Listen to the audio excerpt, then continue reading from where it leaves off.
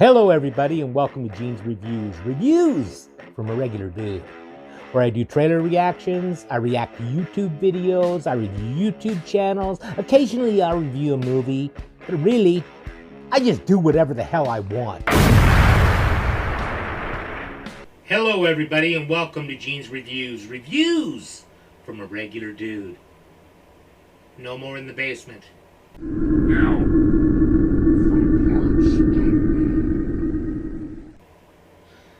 Today, we're going to do one from, I think it's called The Nightmare Files. This is Candyman, the true stories, what really happened. So, let's check this out. She looked in the mirror, and I don't know why, but she said his name the last time. Candyman. She turned out the lights.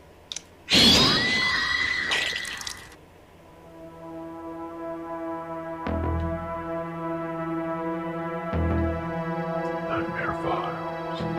I love the movie Candyman. They're doing a remake of it. In 1992, the world was introduced to a new legend. In 2021, a new version of the sadistic legend will be released. Those who think that the movie is pure fiction are highly mistaken. The real stories behind the legend may not be supernatural, but they are just as chilling as anything the movie could ever depict. These are the true stories behind the iconic movie, Candyman.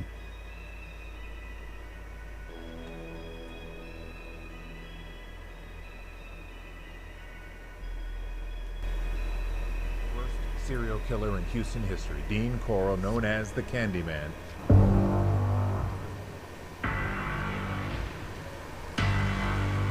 It's one of Houston's most coveted neighborhoods. Everything we did, we walked, we played outside.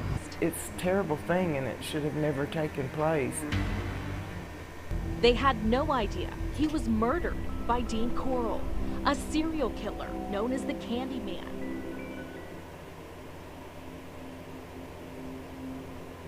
Came for you.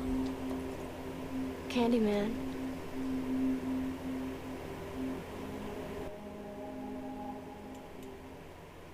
I'd never heard of that guy, Dean Corll or whatever. They must have just took what he did and made this legend of the Candyman.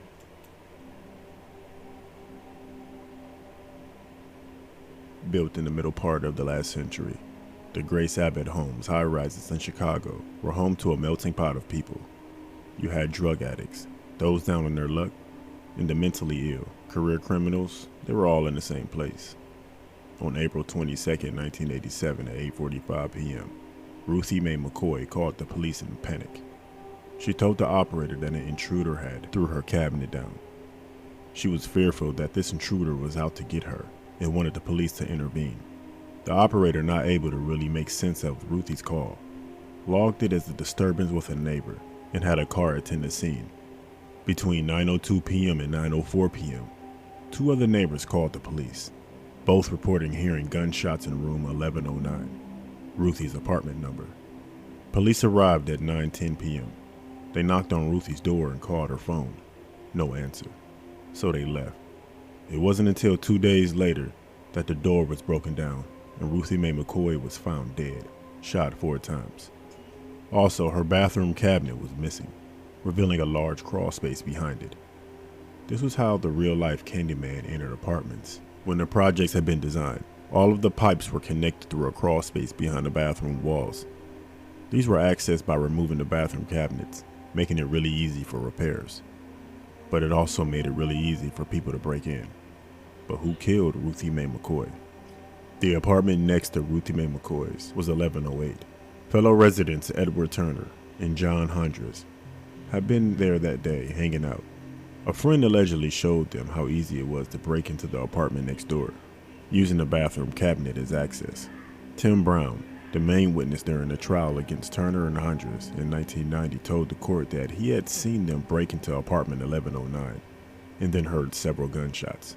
Turner and Hundreds then left through the front door of 1109 carrying a TV, a rocking chair before disappearing. A few hours later, They allegedly returned to clear up the spent shell casings from the apartment. Turner's girlfriend testified that later that night, he had bragged to her about shooting someone. Hondras' girlfriend admitted that they had left her with a rocking chair and a TV for safekeeping. Edward Turner testified his own defense.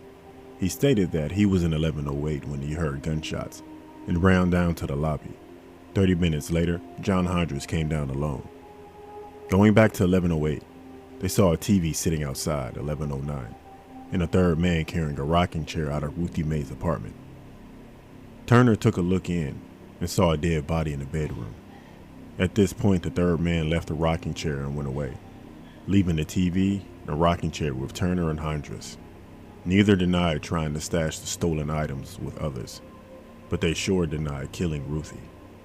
With no physical evidence to tie them to the crime, they were acquitted and found not guilty.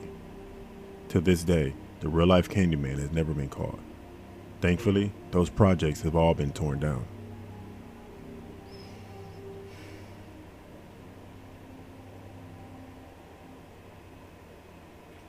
Dean Coral.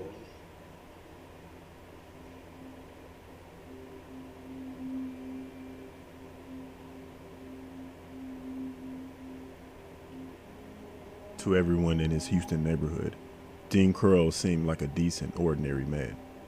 He was known for spending most of his time at the small candy factory that his mother owned, and he got along well with many of the neighborhood kids.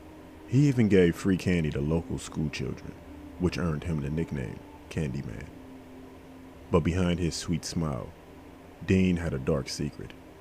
He was a serial killer who murdered at least 28 young men in the early 1970s. This horrific spree would later be dubbed as the Houston Mass Murders, and it wasn't until Dean himself was killed in 1973 that the truth came out. And shockingly, the person who murdered Dean was his own accomplice, a young teenage boy whom he had groomed to help him with his murder spree. Wow. In the mid-1950s, Dean Coral's mother and stepfather started a candy company called Pecan Prince, initially working from the family garage. From the very start, Dean played a crucial role in the company. While his stepfather sold the candy on his sales route and his mother managed the actual business, Dean and his young brother operated the machines that produced the candy. By the time his mother divorced her second husband, Dean had spent several years working at the candy shop. At some point, Dean briefly returned to Indiana to care for his widowed grandmother. But by 1962, he was ready to come back to Texas and help his mother with a new venture. Now called the Coral Candy Company, Dean's mother started this revamped business in the Houston Heights area. Unsurprisingly, she named Dean the vice president and his younger brother secretary-treasurer. Although Dean was drafted in the U.S. Army in A lot of this stuff is just backstory on him that I really don't care about, you know? 1964 and served for about 10 months. He successfully applied for a hardship discharge after explaining that he needed to help his mother at her store. And so for several more years, Dean continued to work. I guess it's needed, though, to kind of get insight of why he might have done what he did, or to try and make sense of it, I guess. At the candy company, presumably bringing joy to his customers. Before the crimes, there were warning signs of what could be coming. For instance, one young teenage boy who worked at the company complained to Dean's mother that Dean had said inappropriate things to him, but rather than questioning Dean, his mother simply fired the boy. Of course. Meanwhile, the candy factory itself seemed to attract several teenage boys, both as employees and as customers. Some of them were runaways or troubled youths. Dean quickly built up a rapport with these teens. In September 1970, Dean killed his first victim. By this point, his mother had divorced the third husband and moved to Colorado, but Dean stayed behind in Houston since he had found a new job as an electrician. Dean also moved where he would begin to commit horrific crimes in his early 30s, but he wouldn't stay there for long. During the Houston mass murders, he would frequently move between apartments and rent houses, sometimes staying in one spot for just a few weeks. His first recorded victim was Jeffrey Conan, an 18-year-old student who was hitchhiking from. So he'd keep on the move, so that he couldn't get caught, is what I'm thinking. Austin and Houston. Conan was believed to have been looking for a way to get to his girlfriend's house, and Dean likely picked him up with an offer of a ride. Just a few months later in December, Dean abducted 2 more teenage boys and tied them to his bed in his home. He was in the process of doing something horrific when suddenly one of his friends, Brooks, walked in on him. Dean then made some disturbing confessions to Brooks. One of the boys Brooks brought to Dean was Elmer Henley, because Brooks would always bring people to him. But for some reason, Dean decided not to dispose of him. Instead, he groomed Henley to participate in his sickening scheme, offering him cash as a reward for help for finding victims. Henley later said, "Dean told me he would pay me $200 for every guy that I could bring in, and maybe more if they were really good looking." In reality, Dean usually paid the boys just $5 or $10. Henley has insisted that he initially refused the offer, but his family's financial hardship led him to accept it. But even when he was paid far less than he had hoped, he didn't back out. Eerily, he seemed almost flattered to be included. Together, in the early 1970s, Brooks and Henley would help the Candyman killer by luring in his victims. The 3 used Dean's GTX muscle car or his white van to convince victims to come with them, using candy, alcohol, or drugs to get them inside. Dean and his accomplices would take the victims to his home. Dean also forced them to write postcards to their families to say they were okay. Each victim would often be tied to a wooden board. Brooks would later describe Henley as being especially sadistic. After nearly 3 years and 28 known victims, Dean turned on Henley on August 8, 1973. On that day, Henley had lured in 2 teens, Tim Curley and Rhonda Williams, to Dean's house. Williams was the only girl known to have been targeted during the spree, but Henley later insisted that she wasn't targeted by him. Instead, they were supposedly all there to party. From drinking, I was thinking this was gonna have something to do with the movie, but they just basically got the story of the Candyman because he worked in a candy company that his mother owned, but it really has nothing to do with the movie at all. Heavily to huffing paint to get high, they all fell asleep earlier than expected. When Henley woke up, he discovered that he was tied up alongside Curley and Williams, and Dean was screaming at Henley while waving his .22 caliber pistol, saying, "I'm gonna kill you, but first, I'll have my fun." Dean then carried Henley into the kitchen to let him know just how furious he was that he had brought a girl over at his home. Henley pleaded with Dean to untie him, saying that the 2 of them could kill both Williams and Curley together. Eventually, Dean did untie Henley and brought Curley and Williams into the bedroom to be tied up to the wooden board. In doing so, Dean needed to put his gun down. Williams, who survived the attack and only spoke publicly about it in 2013, recalled that Dean's behavior had visibly shaken something in Henley's mind. "He stood at my feet and just all of a sudden told Dean this couldn't keep going on. He couldn't let him keep killing his friends, and that it had to stop." That's what she recalled.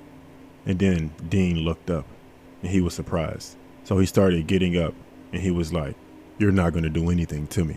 Then without another word, Henley shot Dean, killing him. And with that, the Houston mass murders by the Candyman finally came to an end. Based loosely, but definitely referenced, these were the true stories behind the iconic Candyman.